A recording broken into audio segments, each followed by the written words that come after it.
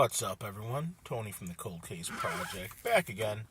And today, what I want to run with you over is all content shared in these videos is readily available in any Google search. Now, with that said, I take this content, have it rewritten, and upon rewriting it, put it in these videos to spread the word on the thousands and thousands of cold cases of men and women throughout the United States that are just forgotten, and I give this platform to them so their cases and their stories can be told. Now, in addition to that, if you look down below in the description, you're going to see some brand new t-shirt and coffee cup designs I've actually gotten from a couple of my subscribers who have over the years have been giving me some awesome fan art. So with that said, I'm offering a 20% discount code down below if you check that out, and splitting proceeds with them because they are awesome. Been watching me for quite some time, and I definitely think they deserve to be rewarded for some of the work they do on top of being full-time employees also. So once again, if you have any recommendations or any suggestions, comment down below. Thank you so much for watching. Enjoy the video. Like, subscribe. I'm out. Peace.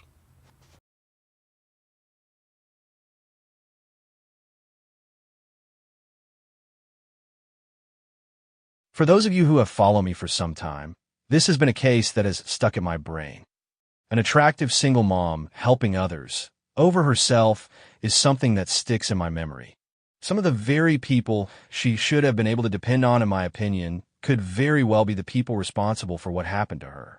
Here, however, I will give you an unbiased case summary of Andrea Knebel and what happened that August night. On a muggy August night in 2019, 37-year-old Andrea Michelle Knebel walked through the quiet streets of Louisville, Kentucky. Her phone pinged one last time near her mother's home in the early morning hours of August 13th. And then nothing. No calls, no texts, no sightings, no body. A woman who had devoted herself to helping find the missing was now missing herself. What unfolded in the months and years that followed wasn't just a family tragedy. It became one of the most bewildering and contentious disappearance cases Kentucky had ever seen. Before she vanished, Andrea's life in flux. Born in 1981, Andrea Knebel was raised in the working-class Audubon Park neighborhood of Louisville. From early age, she was the kind of girl people remembered: bright, outgoing, fiercely loyal. She was popular in high school and always seemed to be surrounded by friends. After graduating, Andrea pursued higher education and earned a marketing degree from the University of Louisville. She was ambitious and driven. Andrea landed a corporate job as a data analyst for Humana, one of the region's largest health insurance providers. She was raising two boys, adored by everyone who knew her as a caring and devoted mother. But over time, cracks began to appear beneath the surface of that seemingly ordinary life.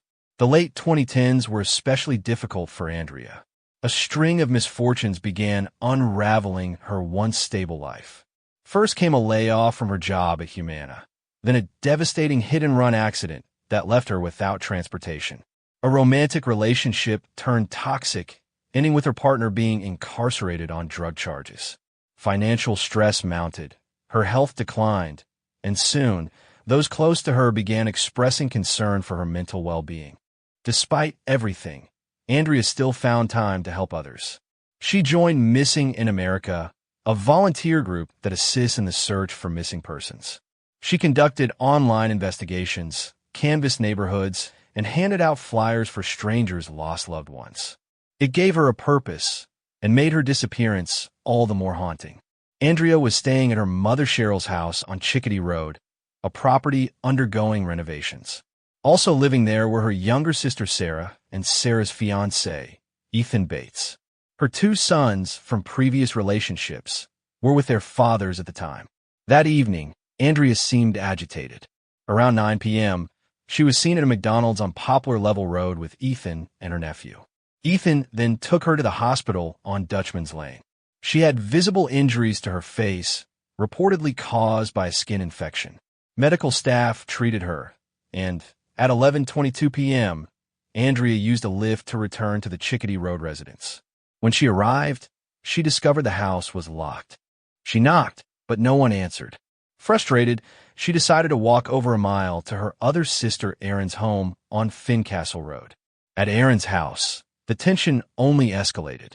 Andrea was emotionally volatile, possibly still under the influence of pain medication or drugs. She told Erin that Sarah had hit her earlier. It was around 12:15 a.m. now. The confrontation between the sisters grew loud. Erin, concerned about waking her children, asked Andrea to leave.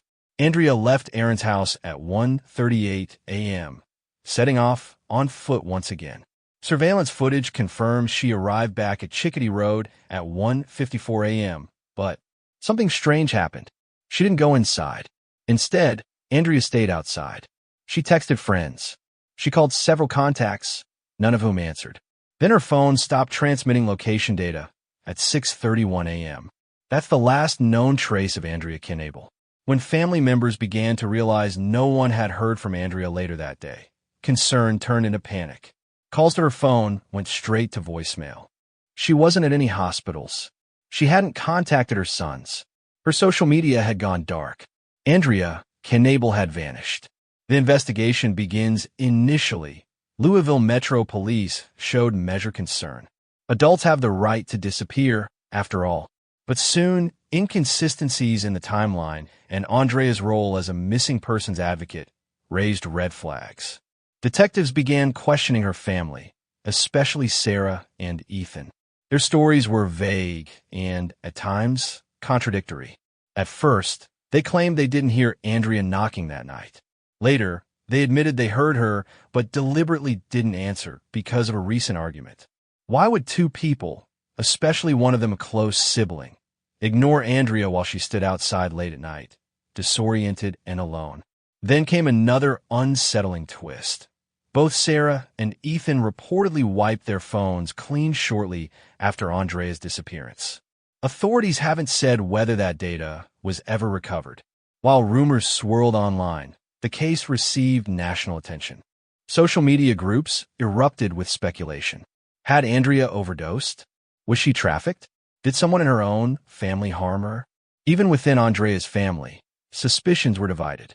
Her father, Mike, and sister, Erin, remained publicly vocal, organizing searches, press interviews, and prayer vigils. But their relationship with Sarah and Ethan deteriorated. The family fracture that had been simmering for years now exploded under the weight of national scrutiny. A missing advocate, a family at war. The cruel irony of Andrea Knable's case is that no one would have fought harder to find her than Andrea herself. Those closest to her insist she never would have left her sons behind by choice. And yet, she vanished in the early hours of the morning, barefoot, angry, and alone. In a twist that seemed too cinematic to be true, Andrea's last known act was walking back toward a house full of people who refused to let her in. And then, silence. Sometimes, the closer you look, the more the truth slips away. In the weeks following Andrea Knable's disappearance on August 13th, 2019, her family launched a desperate, high-profile search. Flyers were printed, vigils were held, and media coverage extended across the country. But beneath the surface of the effort to bring Andrea home, something was deeply wrong. The people closest to her couldn't agree on what had happened, or whom to trust. Andrea wasn't just another missing person. She had found missing people. Now, her own case had become a tangled web of contradictions, accusations, and theories that only deepened the mystery. Andrea was last seen by family around 1:54 a.m. when she returned to her mother's house on Chickadee Road. She reportedly didn't go inside. Instead, she stood outside texting and calling people. Then she vanished. Her phone stopped pinging cell towers just after 6:30 a.m. That gap of several hours became one of the most scrutinized windows in the entire case. Where was Andrea during that time? Sarah and Ethan, Andrea's sister and her boyfriend, claimed they never let her in because she was acting erratically. But if Andrea stood outside for several minutes, why didn't someone call police or at least check on her safety? Tension between Andrea's siblings grew toxic. Erin, who had been the last person to speak to Andrea in person, publicly accused Sarah and Ethan of withholding information. Andrea's father, Mike Knable, began voicing concern about the inconsistencies in their statements. Even law enforcement seemed divided. Though initially hesitant to call it foul play, LMPD eventually turned the case over to their homicide unit. Yet no charges were filed. No one was declared a suspect, and no hard evidence had surfaced, at least publicly. Several possible explanations for Andrea's disappearance emerged in the months and years that followed. Each was investigated by professionals, independent volunteers, and armchair sleuths alike. But none could be definitively proven or completely ruled out. Theory 1. Foul play by someone close. The most widely believed theory among the public and some members of Andrea's family is that she was killed, either accidentally or intentionally, by someone she knew. The last people to see her alive were her own sisters. The phone wiping by Sarah and Ethan only fueled suspicions. Though no physical evidence has tied them to foul play, the optics were troubling. Family drama that had long simmered beneath the surface exploded in the wake of Andrea's disappearance. Aaron publicly accused Sarah and Ethan of sitting on the truth. Sarah denied the accusations, and no charges were ever brought. Still, Mike Knable confirmed that investigators at one point told him they believed Andrea was dead, and that someone in her circle was likely involved. Theory 2. Andrea overdosed or died accidentally. Some believe Andrea may have accidentally overdosed after a night of emotional instability and wandering the streets. Toxicology was a point of concern. Andrea was reportedly using prescription medication and possibly recreational drugs. Could she have collapsed somewhere nearby and no one found her? Could someone she contacted that night have panicked after finding her unresponsive? There's no public confirmation of any overdose evidence. But her role as a missing persons advocate made the idea of her going totally off the grid by accident hard to accept. Theory 3. Human trafficking or abduction. Andrea had often expressed fears about human trafficking, especially in her volunteer work with Missing in America. She was aware of the dangers. Still, some believe she may have been lured away or abducted while walking alone in the dark, barefoot, and emotionally distressed. The fact that she was last seen in a neighborhood with multiple vacant properties and wooded areas adds some weight to this theory. However, there were no credible sightings, and no ransom or communication ever emerged. Theory 4. Andrea ran away. Some suggested Andrea might have intentionally disappeared. After all, she had been going through a rough patch, unemployed, without transportation, bouncing between homes, and estranged from parts of her family. But this theory never made sense to those closest to her. Andrea loved her sons fiercely. She had multiple court hearings and child custody matters pending. Vanishing voluntarily would have meant leaving them, forfeiting her rights, and abandoning a life she was trying to rebuild. Even the police eventually dismissed the ran-away theory. In 2020, Andrea's story drew national attention again when it was featured on Investigation Discovery's docuseries, Finding Andrea. The 4-part series aired in 2021 and reignited interest in the case. It explored every major theory, featured interviews with family, friends, and law enforcement, and dove deep into the turbulent family dynamics at the heart of the case. Search groups combed the area with cadaver dogs, drones, and volunteers on foot. Investigators reportedly received tips that she may have been buried near railroad tracks or in a drainage tunnel near Poplar Level Road, but nothing conclusive was ever recovered. Meanwhile, Andrea's father became the face of the search. Mike Knable walked miles of overgrown terrain, woods, and urban decay every week, refusing to give up. At press conferences, he appeared calm, determined, but increasingly frustrated with the silence surrounding his daughter's fate. The car and the strange lead. In 2022, a possible break in the case emerged. A tipster reported seeing a light-colored sedan near the location where Andrea's phone had last pinged, just blocks from the Chickadee Road residence. The witness claimed the car was parked awkwardly, and someone matching Andrea's description was seen getting into it. Police followed up, but could not verify the tip. No surveillance footage ever confirmed it. But the lead was enough to revive the she was taken theory especially in light of Andrea's own knowledge about human trafficking networks in the region. Still, without a license plate, driver description, or proof Andrea was ever in the vehicle, the theory hit a dead end.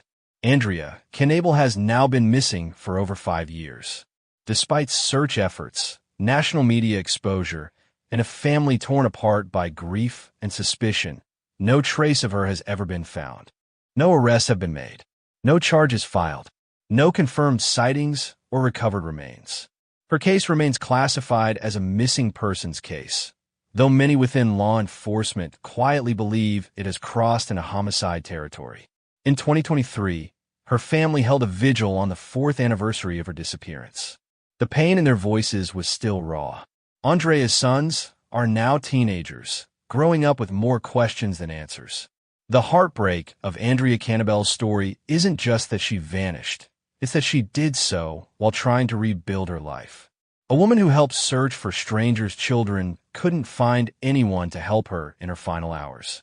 If you or someone you know has information regarding the disappearance of Andrea Knable, contact Louisville Metro Police or the Find Andrea Facebook page. Tips can remain anonymous. Please go and support the page Finding Andrea. Link is in my description.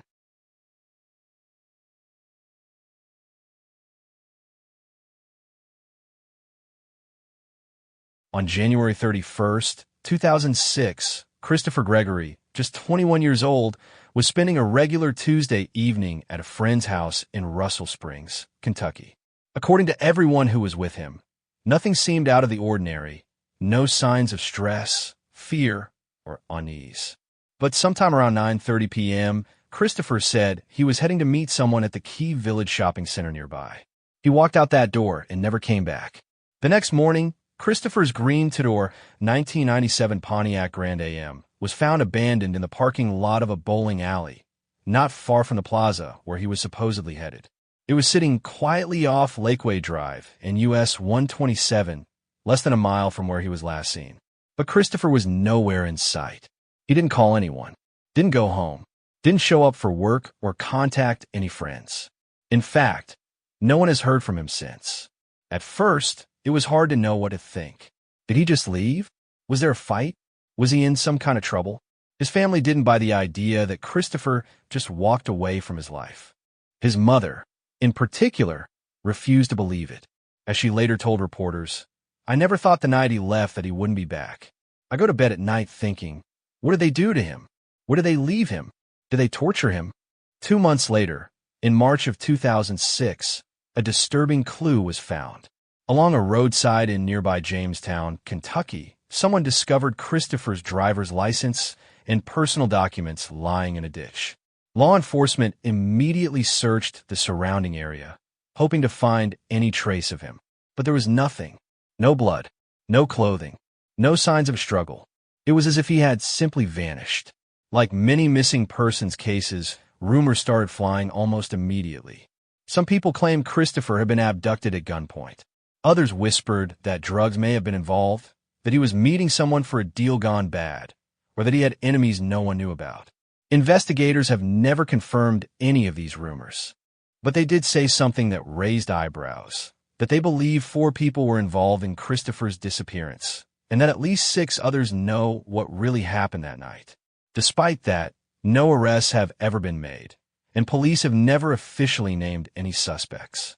Let's pause and look at the facts of this case. Christopher Gregory was last seen alive at around 9:30 p.m. on January 31st, 2006, leaving a friend's house to go to a meeting. He told his friends he was headed to Key Village, a small shopping plaza nearby.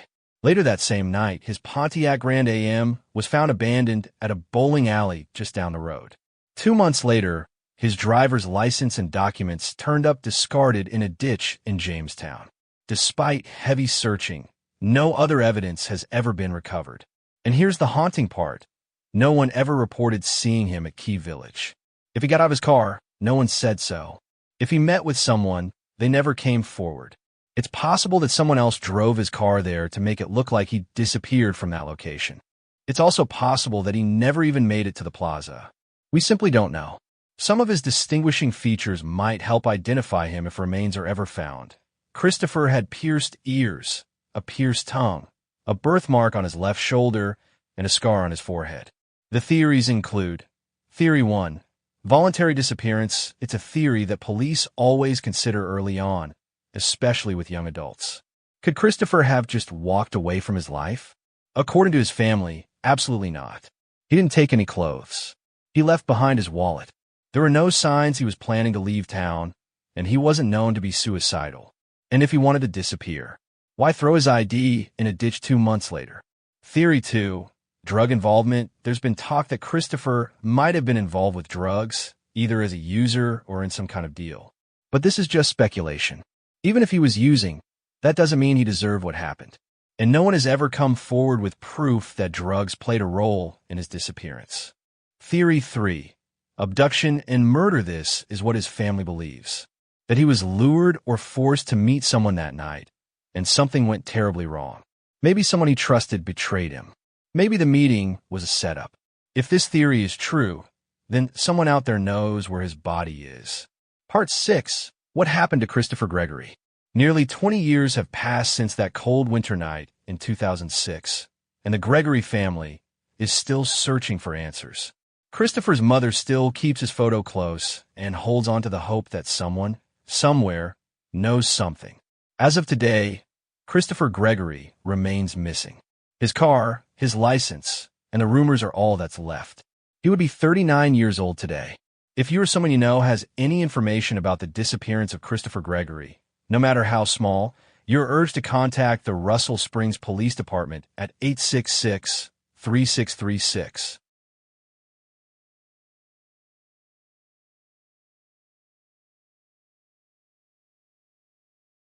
Grants Lick, Kentucky, is a small, tight-knit community nestled in Campbell County, not far from the Ohio River. It's a town where secrets usually don't last long, but one chilling mystery would remain buried, literally and figuratively, for decades. It centers around the disappearance of 32-year-old Stephen Hafer in the spring of 1989. At the time, the father of 2 young daughters was in the middle of a bitter divorce. He was under financial stress, facing the likely burden of child support, and tensions with his estranged wife, Linda Hafer, were reportedly high. When he suddenly vanished, those closest to him assumed he had simply walked away from his problems. It would take nearly 2 decades for investigators to uncover the truth, that Stephen Hafer hadn't run off. He had been murdered in cold blood, and the people who knew him best were part of the cover-up. Stephen Hafer was last seen sometime in March 1989, though the exact date remains uncertain. When he stopped contacting family and friends, there was confusion but little immediate alarm. His relatives were told by Linda that Stephen had taken off to avoid child support payments and the emotional chaos of their divorce. For over 3 years, this was the story that held. In June 1992, Stephen's family officially reported him missing. By that time, whatever physical evidence may have existed at the time of his disappearance had long since disappeared. The case went cold almost immediately. There are no signs of foul play, no body, no apparent crime scene, just a man who'd vanished without a trace. Unbeknownst to the public, the secrets surrounding Stephen's disappearance were being held tightly by a small group of people who knew exactly what had happened and who had helped cover it up. The first major breakthrough in the case came in 1995, 6 years after Stephen vanished. It was then that David Lee Smith's ex-wife came forward to the authorities. Smith was Stephen's brother-in-law, his wife Linda's brother, and had remained close to her during and after the divorce. Smith's ex-wife told police she believed he was involved in Stephen's disappearance and possible death. She agreed to wear a wire and recorded conversations with both Smith and Linda, who by that point had remarried and taken the last name Meyer. The recordings were damning. Both Smith and Linda admitted that Stephen had not run away and that he was in fact dead. Still, the case stalled. While the recordings confirmed that Stephen was likely deceased and that Linda and David Smith knew about it, they stopped short of actually confessing to murder. Without more definitive evidence, like a body or a direct eyewitness account, prosecutors were unwilling to file charges. In 2002, another of Smith's ex-wives came forward. She told investigators that she had been told Stephen's body was buried somewhere along the Licking River a winding waterway that cuts through rural northern Kentucky. Authorities searched the area, but the search yielded no results. Then, in March 2008, nearly 2 decades after Stephen disappeared, a critical new tip surfaced. Investigators received word that there was a third witness, someone who had seen what happened to Stephen and could confirm how he died and who was involved. Faced with mounting pressure, Linda Meyer finally admitted to police that Stephen Hafer had been murdered inside their former residence on Boone Smith Road. According to Linda, the fatal confrontation began when David Smith came to the house and struck up a conversation with Stephen. Things quickly escalated. Rick Lear, Linda's boyfriend at the time, who would later die of brain cancer, suddenly attacked Stephen with a blunt object, believed to be a baseball bat or shovel. While Stephen lay wounded, Smith allegedly pinned him down. Then, in a moment of horrifying cruelty, Lear smothered Stephen with a couch pillow. Linda claimed that she was supposed to shoot Stephen herself, but refused to pull the trigger. Later, Smith helped Lear dispose of the body. The exact location where Stephen was buried was never disclosed, and his remains have never been recovered. Smith eventually admitted to witnessing the murder and assisting with the disposal of the body, but he continued to deny taking part in the actual killing. His defense would later lean heavily on the fact that Lear, who, conveniently, was deceased, had been the primary aggressor. After the confession, authorities finally arrested David Lee Smith in June 2008, charging him with complicity to commit murder and tampering with physical evidence. Prosecutors had what they needed to go to trial, but their key eyewitness, Linda Meyer, had credibility issues, and the man accused of carrying out the actual murder was dead. Faced with the possibility of a weak case and an uncertain jury, prosecutors made a controversial decision. They offered Smith a plea bargain. In exchange for pleading guilty to evidence tampering, the murder charge was dropped. Smith was sentenced to the maximum penalty for tampering, 5 years in prison. To the Hafer family, the plea deal felt like a slap in the face. After waiting nearly 20 years for justice, they saw the man who admitted to helping dispose of Stephen's body walk away with a sentence that many saw as disproportionately light. No one else would be prosecuted in the case. Not Linda Meyer, not the now-deceased Rick Lear, and certainly not the person or persons who helped keep the truth hidden for years. Stephen Hafer's 2 daughters, now grown, grew up without a father. For years, they were told he had simply left them, abandoned them in the wake of a failed marriage. Only later would they learn the truth. Their father had been murdered in his own home, allegedly in front of their mother, and buried in a place still unknown. Despite the passage of time, Stephen's body has never been found. He is still classified as a missing person, but few doubt that he was murdered. For investigators, the case is unofficially closed. For Stephen's family, however, there is no real closure. They still hope that, someday, his remains will be recovered and laid to rest properly. But perhaps the most haunting part of this case isn't the murder itself. It's how many people knew what had happened and chose to stay silent. If you have any information about the disappearance or murder of Stephen Hafer, you are encouraged to contact the Campbell County Police Department or the Kentucky State Police.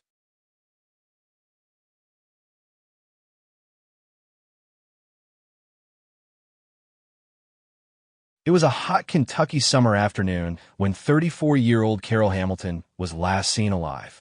The date was August 20th, 2003, and Carol, a former Central City High School cheerleader with a bright smile and a complicated past, had an unexpected run-in with the law in Owensboro, Kentucky. She was pulled over by a police officer for a traffic violation, an encounter that might have seemed minor to an outsider, but in hindsight, marked the last known moment anyone officially saw her alive. Carol was known in the Owensboro community. She worked as a beautician and was enrolled in classes at Madisonville Community College. She had dreams of getting her life back on track and seemed determined to make it happen. Her friendly demeanor masked the troubles beneath the surface, including a relationship with a man known to local authorities and whispered about in the shadowy circles of the methamphetamine trade. That man was William Ashley Yeagle, her boyfriend at the time. When Carol didn't come home, no one was immediately alarmed. In the early 2000s, She had a reputation for being fiercely independent, sometimes disappearing for a day or two without notice. But this time, the days kept stacking up. When September 4th arrived, over 2 weeks later, a concerned relative finally filed a missing persons report.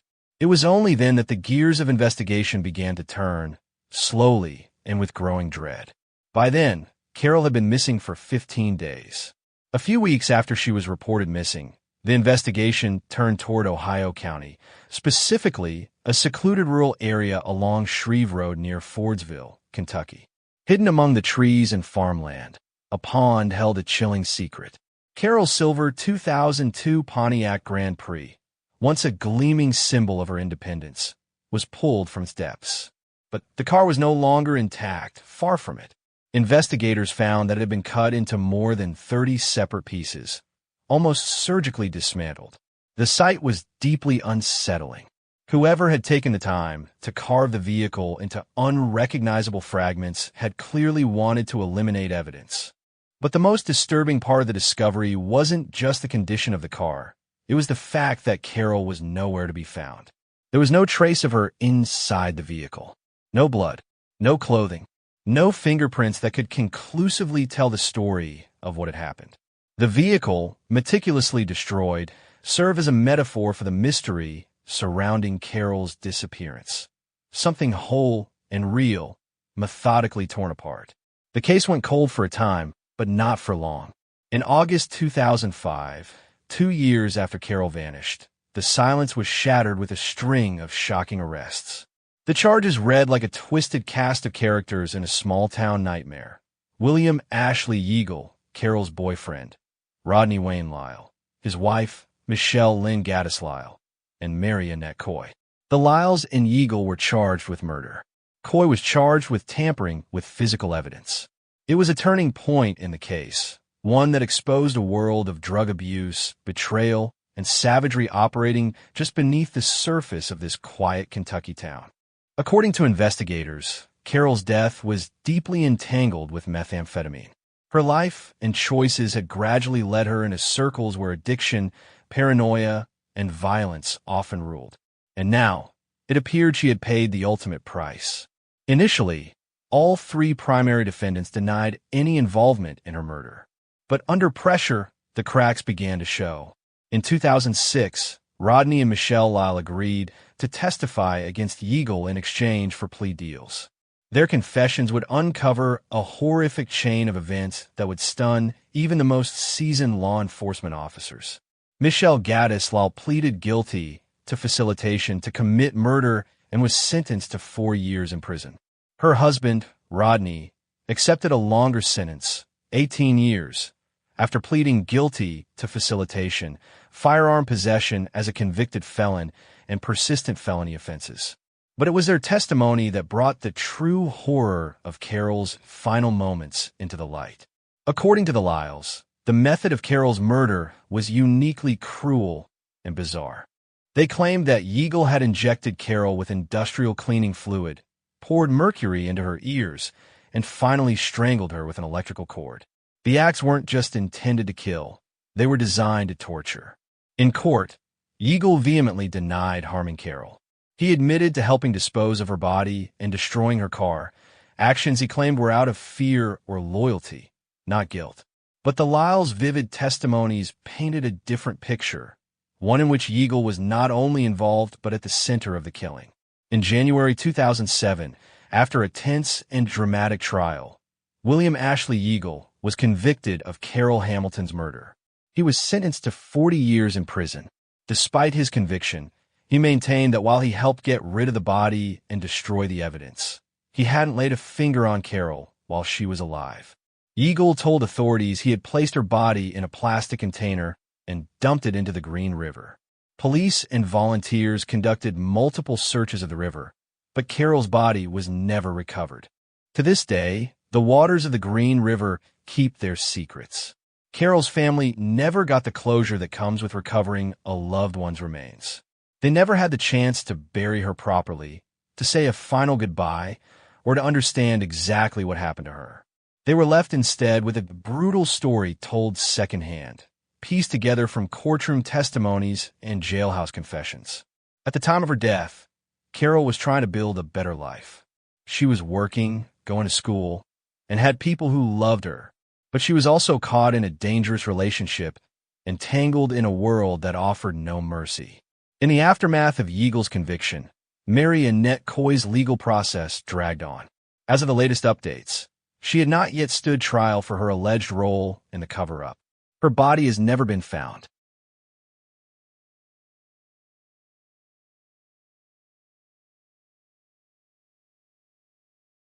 On the surface, it seemed like just another Friday night in Lexington, Kentucky.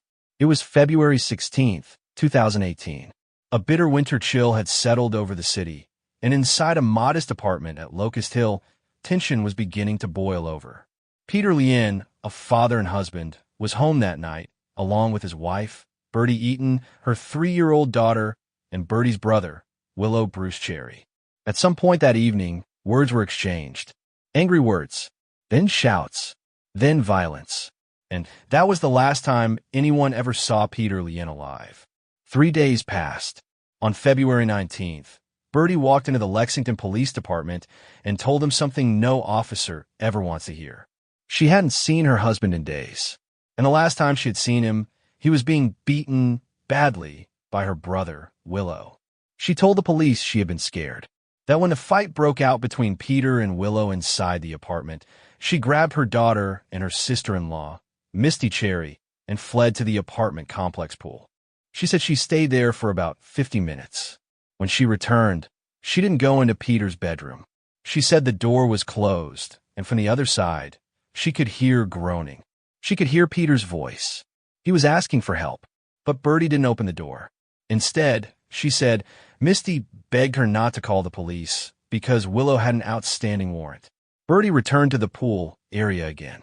Later, when she finally went back to the apartment, the door to Peter's room was still closed. Willow was there, and this time, he told her Peter had left. He told her not to go in, and she didn't. She said she didn't question him. She was too scared. She went to sleep in another room.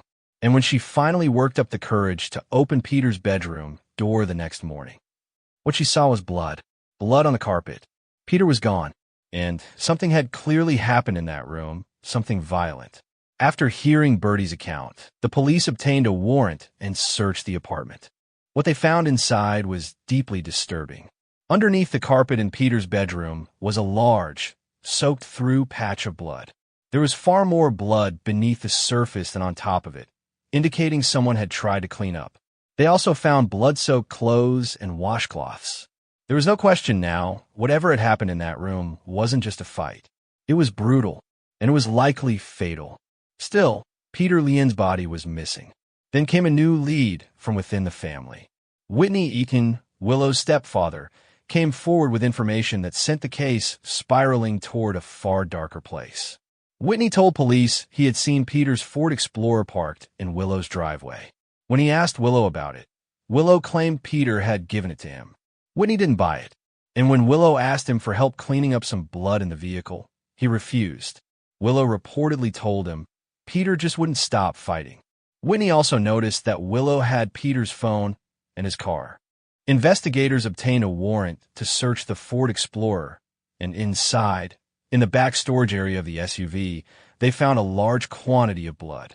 At this point, the case shifted from a missing person investigation to something far more serious: suspected murder.